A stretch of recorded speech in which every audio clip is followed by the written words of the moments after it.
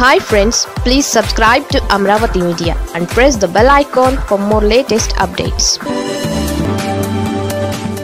చంద్రబాబు పనిన అష్ట దిగ్బంధనంలో Balineni chapter close. YSR Congress party ఓడిపోయిన వెంటనే ఆ పార్టీలో ఇన్నాళ్లు అనుభవించిన హోదాలను, పదవులను, వైభవాన్ని అన్నీ మరిచిపోయి ఎంచక్కా పార్టీకి రాజీనామా చేసేశారు. తెలుగుదేశం పార్టీ బలంగా ఉన్న ఒంగోలు నియోజకవర్గంలో తనకు ఆ పార్టీలో ఠికానా ఉండదని ముందు జాగ్రత్తతో సీనియర్ నాయకులకు గతిలేని జనసేనలో చేరారు. కానీ చేరిక రోజు నుంచి బాలినేనికి జనసేనలో అవమానాలు జరుగుతూనే ఉన్నాయి. తీరా ఇప్పుడు ఆయన రాజకీయ భవిష్యత్తును పవన్ కళ్యాణ్ అష్టదిగ్బంధనం చేసేశారు. ఇప్పుడు పరిణామాలతో బాలినేని శ్రీనివాసరెడ్డి చాప్టర్ క్లోజ్ అయినట్లే అని పలువురు భావిస్తున్నారు. రాజకీయ పరిణామాల్లో పవన్ అన్నయ్య నాగబాబుకు చంద్రబాబు కేబినెట్లో బెర్త్ ఖరారైంది. ఆయనకు ముందు రాజ్యసభ సభ్యత్వం అనుకున్నారు. అందుకోసం పవన్ పావులు కదిపారు. అదే సమయంలో బాలినేనికి మంత్రి పదవి కట్టబెడతానని హామీ ఇచ్చి పవన్ కళ్యాణ్ ఆయనను తన పార్టీలో చేర్చుకున్నారు. కాకపోతే పార్టీలో చేరే సమయంలోనే అవమానించారు కూడా.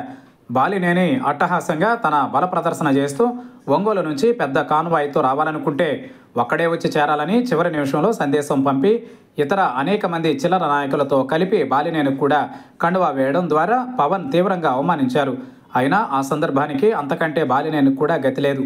ఇటు పవన్ తనకు మంత్రి పదవి ఇప్పిస్తానన్నారు కదా అని బాలినేని వైసీపీ ఎమ్మెల్సీ వెంకటరమణతో బేరం మాట్లాడుకుని ఆయనతో రాజీనామా చేయించి తన కోసం ఖాళీ తయారు చేసుకున్నారు. అందుకోసం భారీ ఆఫర్తో ప్రలోభ పెట్టారని గుసగుసలు ఉన్నాయి. ఆ దారిలో బాలినేని ఎమ్మెల్సీ అయితే మంత్రి పదవి ఇప్పించాలనేది తొలుత హామీ. అయితే ఇక్కడే చంద్రబాబు చాణక్య నీతి పనిచేసింది. బాలినేనికి ఒంగోలులో తెలుగుదేశం వర్గాల నుంచి తీవ్రమైన వ్యతిరేకత ఉంది. ఆయనకు మంత్రి పదవి ఇస్తే వారంతా ఊరుకోరు. చంద్రబాబుకు ఈ లెక్కలు తెలుసు. అందుకే చక్రం తిప్పారు.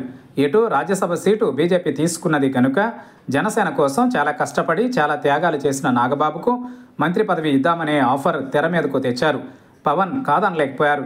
నాగబాబులోనూ ఆశ పుట్టింది. ఆ రకంగా బాలినేని పేరు పక్కకు వెళ్ళింది.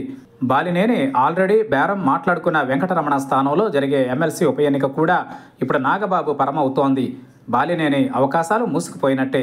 పవన్ను నమ్ముకుని మంత్రి పదవి వస్తుందనుకుని వదిలి వచ్చిన ఇన్నాళ్ళు గౌరవం ఇచ్చిన వైఎస్ఆర్ కాంగ్రెస్ పార్టీని, జగన్ను నానా మాటలు అన్నటువంటి బాలినేని ఇప్పుడు ఆ పార్టీలోకి తిరిగి వెళ్ళలేరు. అక్కడ రానివ్వరు. డోర్స్ క్లోజ్ అయ్యాయి. ఇక్కడ కూటమిలో భవిష్యత్తుకు సమాధి కట్టేశారు. అయినా బాలినేనికి గతి లేదు. చంద్రబాబు పన్నిన అష్ట దిగ్బంధనంలో ఆయన సమిధయ్యారని అంతా అనుకుంటున్నారు.